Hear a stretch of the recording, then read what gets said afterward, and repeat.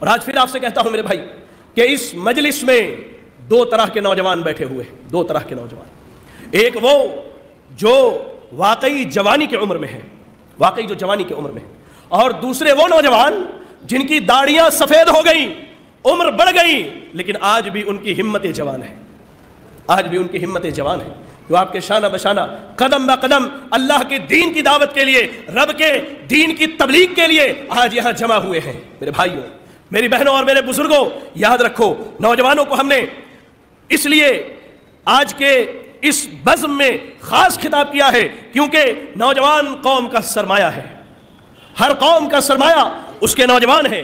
نوجوانوں کے ذریعہ آپ دیکھیں دنیا کی تاریخ اٹھا کر کے کتنے ہی انقلاب آئے، اور آج ضرورت ہے کہ انہی نوجوانوں کے ذریعہ، انہی اہل توحید کے ذریعہ شہر حیدرآباد کے اندر بھی ایک انقلاب آنا چاہیے، اور وہ انقلاب یہ ہو کہ ہم فتنوں کا رد کریں، فتنوں کو روکیں، فتنوں کو توڑیں۔ ہر نوجوان اگر اپنے گھر کی ذمہ داری لے لے، اللہ کی قسم معاشرے میں پھر کسی عالم دین کو نکل کر کے اصلاح کی ضرورت نہ پڑے گی، نہیں پڑے گی اصلاح کی ضرورت۔ ہمارا معاشرہ ایک گھر کی طرح ہے، ایک ایک اینٹ سے جس گھر کی تعمیر ہوتی ہے، ہر نوجوان اس معاشرے کا ایک اینٹ ہے، اس کی ایک اہمیت ہے، اس کا ایک مقام ہے۔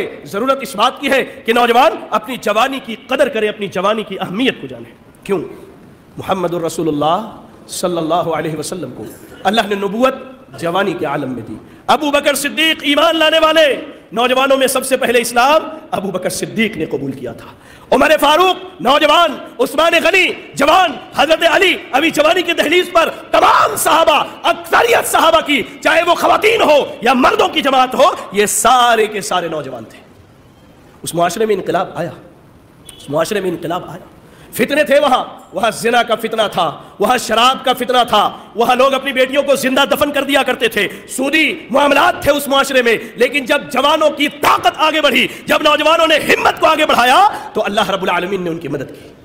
نوجوانوں، میں تمہیں ایک بات بتا کے جاتا ہوں، علامہ اقبال رحمہ اللہ نے کہا تھا، یقین محکم عمل پیہم محبت فاتح عالم، جہاد زندگانی میں ہے یہ مردوں کی شمشیریں۔ اپنے یقین کو پختہ کرو، اپنے ایمان کو مضبوط کرو، قدم جماؤ معاشرے میں، رب کے دین کی دعوت کے لیے آگے بڑھو۔ اللہ کی قسم معاشرے میں سدھار ہوگا، تبدیلی آئے گی، بدلاؤ آئے گا، اور ہمارا معاشرہ اسلامی معاشرہ ہوگا۔ لیکن ضرورت اس بات کی ہے کہ ہم اپنی جوانی کی قدر کریں، جوانی کی قدر کریں۔